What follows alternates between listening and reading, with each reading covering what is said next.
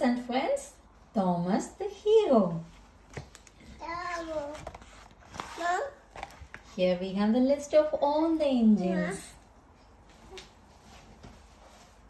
Thomas, Percy, James, Cranky, Toby, Gordon, Salty, Spencer, Emily, Bertie, Diesel, Mavis, Ian Bert, Corky, Annie and Clarabelle, Flynn, Billy, Fat Controller, Harold, Hero, Kevin, Victor, Troublesome Trucks, Charlie.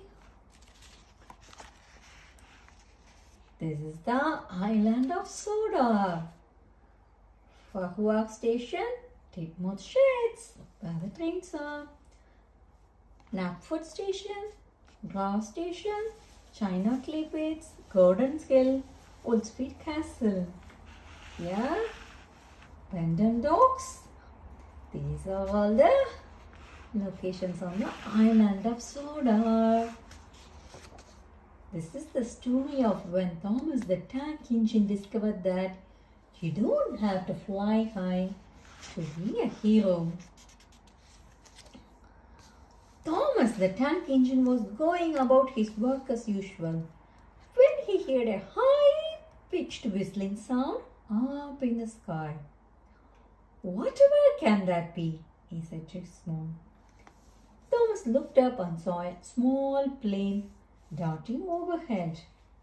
He had never seen anything like it before. "Beep, beep," called Thomas, but the plane didn't hear him. The plane was out of sight. "I must find out about the flying machine," Thomas said to himself. That night, in the engine sheds, Thomas asked James and Percy if they had been seen anything flying overhead that day. "We keep our eyes fixed on the tracks, Thomas. We are really useful engines." Next day, Thomas was determined to be a very useful engine, but he couldn't help looking up for the plane. He was just thinking he would never see it again when he heard the same whistling sound.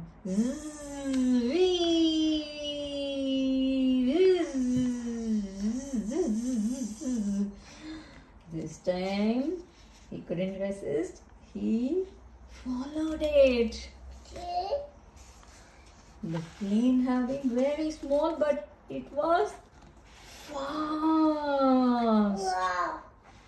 Must keep up, must keep up, must keep up. Thomas puffed to himself. It was working. Thomas was catching up with the plane.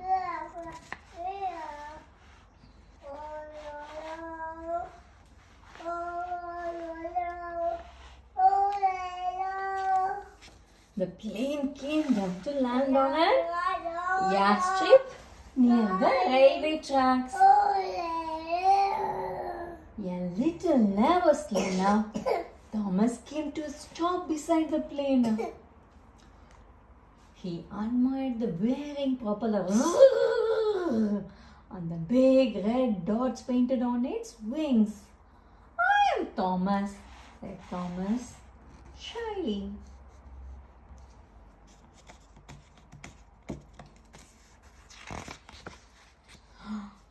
"I am Michael, the Spitfire, but you can call me Mitch," the plane replied.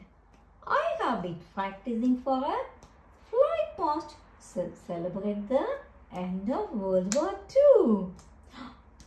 Mitch explained that he used to be a fighter plane and had helped to win the Battle of Britain. Thomas was very impressed. He wished he could fly to be a hero too. Back in the sheds, Thomas told the other engines about his new friends. "Eyes on the tracks, Thomas," said the friends. That night, Thomas' dreams were full of spitfires driving through the skies. He dreamed that he was flying with them, keeping people safe. The next day, Thomas was in charge of taking passengers to the air show for the big fly past. As he arrived, Thomas could see Mitch, and next to him was another vintage plane. That's a Hawker Hurricane.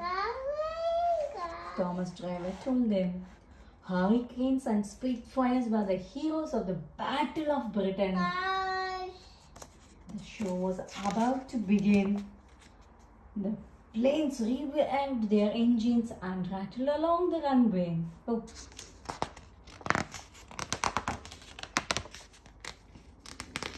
Thomas couldn't resist following them, but Mitch seemed to be in trouble. His engine spluttered. He came lower and lower until the big splash. He made an emergency landing in a duck pond.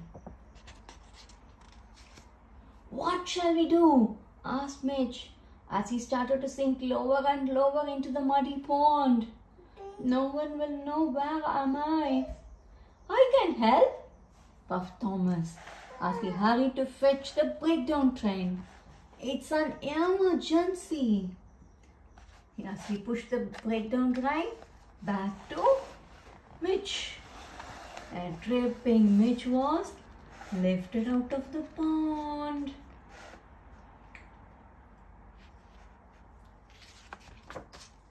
The fat controller was proud of Thomas. Thanks to you, keeping your eyes on the skies, you were able to get this Spitfire. That planes that took part in the Second World War had to be all that.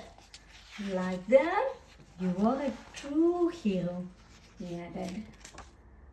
Thomas was pleased to hear that after a few minor repairs and a new coat of paint, Mitch the Spitfire was able to take part in the many more fly past. Even Thomas was invited to London, where he flew under the river Thames. As he looked down at the river Thames, he remembered the time Thomas, the hero, had rescued him from a very wet landing.